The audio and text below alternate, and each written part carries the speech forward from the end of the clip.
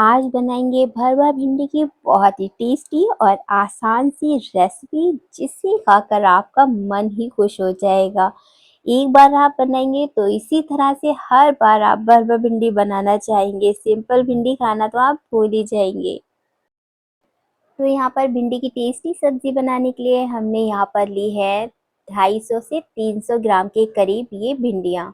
तो भिंडियाँ यहाँ पर आपको बहुत ज़्यादा छोटी नहीं लेनी है। इस तरह से मीडियम साइज़ की भिंडियाँ ही आप चूज़ करें। तो यहाँ पर इसको बहुत ही अच्छे से मैंने भिंडी को धो लिया है और धोकर अच्छे से सुखा लिया है। तो यहाँ पर ऊपर और नीचे के पार्ट्स को हम कट कर देंगे सारी भिंडियों के। इस तरह से हमें सारी भिंडियों को कट कर लेना है।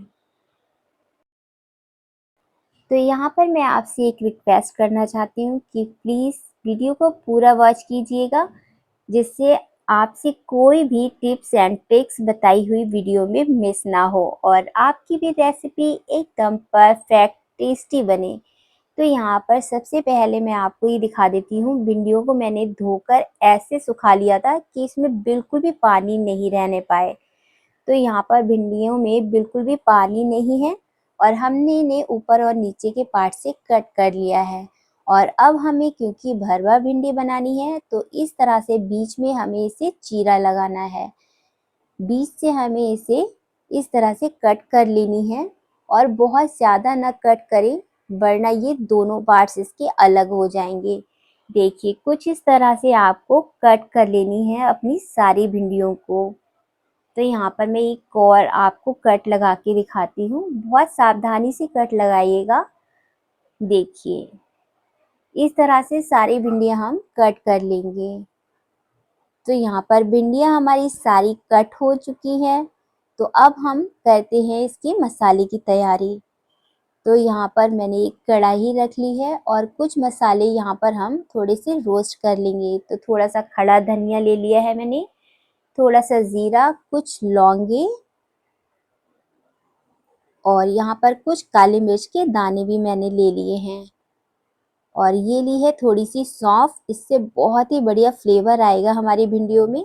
और ये ली है मैंने एक बड़ी इलायची, तो इसको मैंने कूट के इसके दानों का इस्तेमाल किया है। यहाँ पर इसके सिर्फ हम दाने डालेंगे और इसका ऊपर का पार्ट्स हम हटा देंगे। और अब हमें सारे मसालों को कुछ सेकंड के लिए ही भूनना है, बहुत ज़्यादा यहाँ पर हमें नहीं भूनना है। यहाँ पर अगर आप चाहे तो 1 या 2 लाल मिर्च जो साबुत वाली होती है, उनको भी आप ड्राई रोस्ट कर सकते हैं, मसालों के साथ पीस सकते हैं। मैंने यहाँ पर नहीं पीसी है क्योंकि मेरे पास ऑलरेडी मैंने पीस के रखी हुई है। तो इस तरह से हमारे ये मसाले भून गए हैं। देखिए, थोड़ी हल्की सी खुशबू इसमें आने लगेगी, तब आप मसालों को निकाल कर अलग बर्तन में इसे थोड़ा सा ठंडा कर लें, उसके बाद ही हम इसे पीसेंगे। तो यहाँ पर मसाले ठंडे हो चुके हैं, अब इन्हें हम ग्राइंड कर लेते हैं। आप चाहें तो इसे खलबट्टे में भी पीस सकते हैं। मैं यहाँ पर छोटे वाले मिक्सी जार का यूज़ कर रही हूँ। तो यहाँ पर हम मसालों को पीस लेंगे। तो यहाँ पर हमारे मसाले पीसकर तैयार है। मसाले हमारे पीस चुके हैं। अब इसमें मैंने थोड़ी सी मूंगफलियाँ ली हैं भुनी हुई, तो इन्हें मैंने पहले ही भून लिया था और अब इसे मसाले के साथ हम पीस लेंगे। तो जब इससे पहले हमने मसाले पीसे थे, ये मूंगफली मुझे उसी समय डालकर मसालों के साथ ग्राइंड करनी थी। मैं भूल गई थी, इसलिए मैं इस समय पीस रही हूँ। आप जब मसाले पीसे उसी समय आप मूंगफली को भी इसके साथ डालकर पीस सकते हैं। और जब हमने मसाले रोस्ट करे थे, तभी आप मूंगफली को भी रोस्ट करके रख लीजिएगा। अब यहाँ पर डालेंगे कुछ मसाले, जैसे हल्दी, नमक, कुटी हुई मिर्च, कश्मीरी मिर्च और अमचूर पाउडर। सभी को यहाँ पर अच्छे से मिक्स कर लेंगे। जो हमने मसाला पीस कर रखा था, सारे ड्राई मसाले इसमें अच्छे से हम मिक्स कर लेंगे। तो यहाँ पर मसाले हमारे बहुत अच्छे से मिक्स हो चुके हैं। अब यहाँ पर थोड़ा सा सरसों का तेल डालेंगे और सभी मसालों को इसके साथ अच्छे से मिक्स कर लेंगे। आप चाहे तो बिना ऑयल के भी मसालों को भिंडियों में भर सकते हैं, पर यहाँ पर मसालों में ऑयल मिक्स करना इसलिए ज़रूरी है जिससे भिंडियों में जब ये मसाला भरे तो वो पकाते समय बाहर ना निकले। तो अगर आप सूखी मसालों को भिंडियों में भरेंगे तो मसाले बाहर निकलने के चांसेस उसके ज़्यादा रहेंगे। इस तरह से जब आप स्टफ करेंगे भिंडियों को तो पकाने के बाद भी मसाले बिल्कुल भी बाहर नहीं निकलेंगे। तो इस तरह से दबा दबा के हमें मसालों को भर लेना है सारी भिंडियों में। देखिए एक बार मैं और आपको दिखा देती हूँ। इस तरह से आप मसालों को इसके अंदर बहुत ही अच्छे से भर लीजिएगा और जब ये आप इस तरह से भर लें तो इसे आप हल्का सा प्रेस करिएगा तो जो एक्स्ट्रा मसाला होगा वो सारा बाहर आ जाएगा और इस तरह से हमारी सारी भिंडियाँ भरकर तैयार हो जाएंगी। तो एक एक करके मैं यहाँ पर सारी भिंडियों को अपने स्टफ कर लूंगी।